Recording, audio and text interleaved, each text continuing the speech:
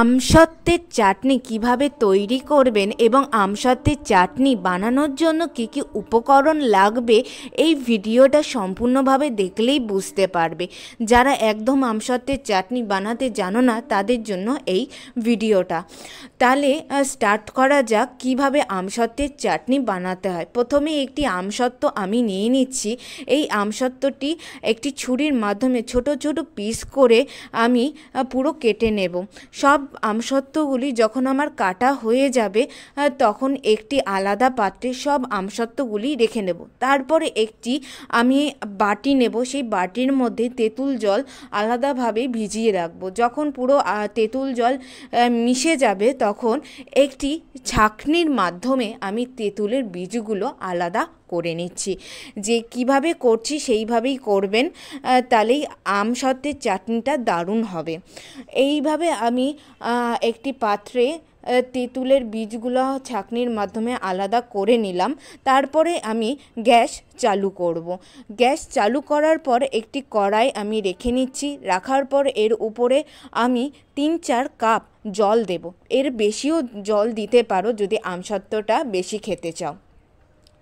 আমসত্ত্বের চাটনি এবার জলটা পুরো ফুটাতে হবে। যতক্ষণ না ফুটছে ততক্ষণ আমি চিনি দিতে পারবো না। জল যখন ফুটে যাবে তারপরে এর উপর দিয়ে আমি চিনি দিয়ে দেব এবং জল আর চিনি পুরো ভালো করে আমার মিশিয়ে রাখতে হবে বা মিশাতে হবে জলের সাথে।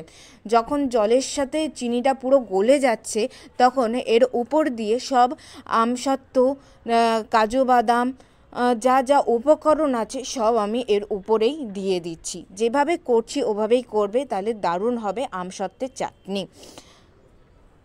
দেখো কি সুন্দর জলটা ফুটছে, এরপরই আমি সব কিছু দিয়ে দেব যেভাবে বলেছি।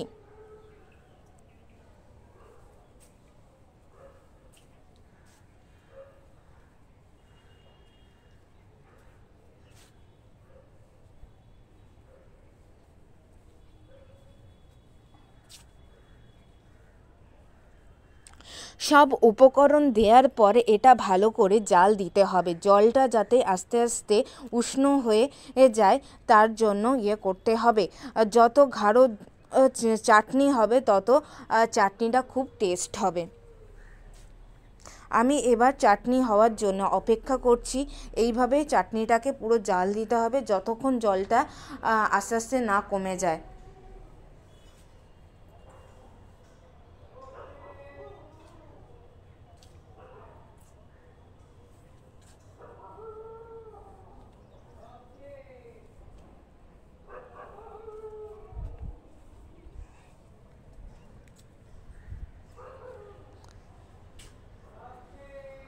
আমার চাটনিটা আস্তে আস্তে ফুটছে এবং চাটনিটা সম্পূর্ণভাবে আমার হতে শুরু করে দিয়েছে আর আমার চাটনিটা হয়তো হয়েও গেছে। যত জাল দেবে তত চাটনিটা আরও খুব সুন্দর আর টেস্টি হবে।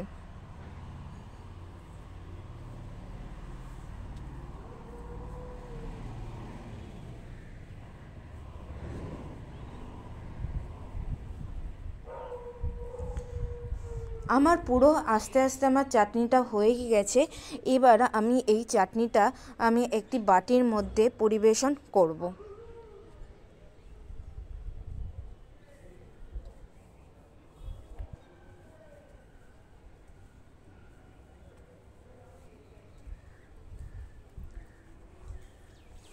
দেখো কি সুন্দর গাঢ় হয়েছে চাটনিটা, খেলেও টেস্টি।